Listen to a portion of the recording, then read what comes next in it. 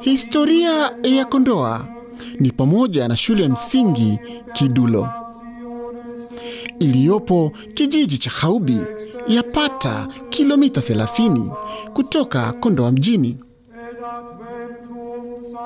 Ilijengwa na wamisionari wa shirika la mateso ya Yesu, yaani Passionist Fathers, mwaka wa 1934. Ni moja ya shule ya msingi ya kipekee iliyotoa wasomi wengi katika wilaya ya Kondoa.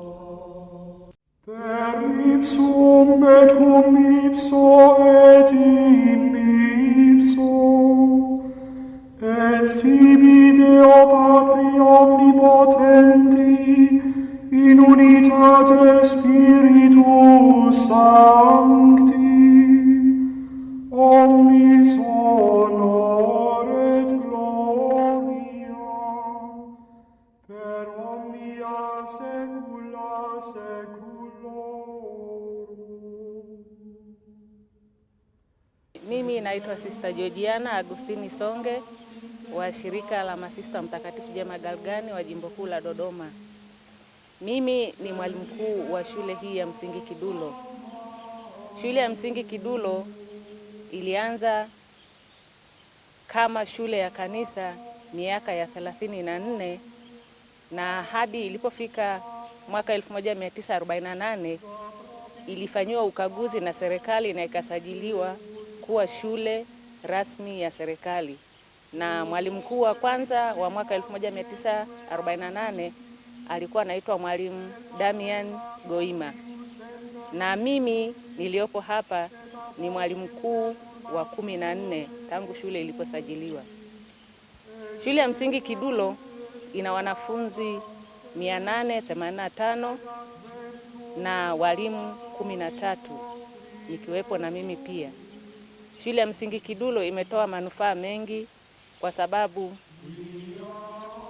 wazaliwa wengi wa Haubi mara ya kwanza wanaofanya kazi huko nje ya Haubi wamesoma shule ya msingi Kidulo.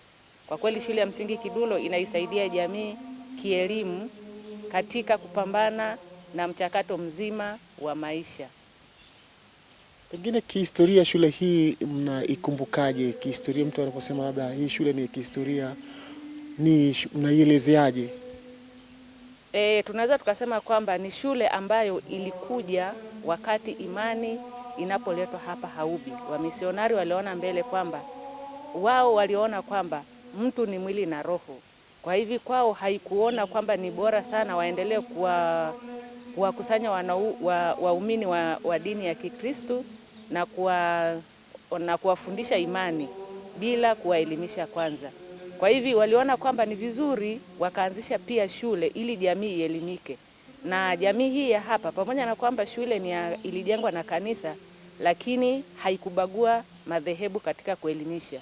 Kuna Waislamu na Wakristo pia, hilo ambalo tunaliita kwamba ni jambo la kihistoria.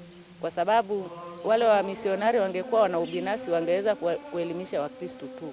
Hawakuona hivyo, wakaona kwamba tuelimishe taifa zima, watoto wote wa Kitanzania wapate elimu sawa. Ni kitu gani ambacho pengine mnahitaji kifanyike ili kuienzi shule hii kihistoria iweze kudumu kuwa na historia nzuri kwa Watanzania, hasa na watu wanaotembelea kutalii mahali hapa?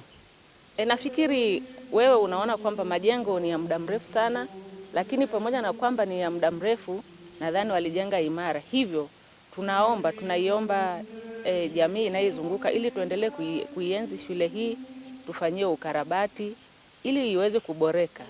Kwa hiyo shule ikiwa bora zaidi, nafikiri itaendelea kudumu.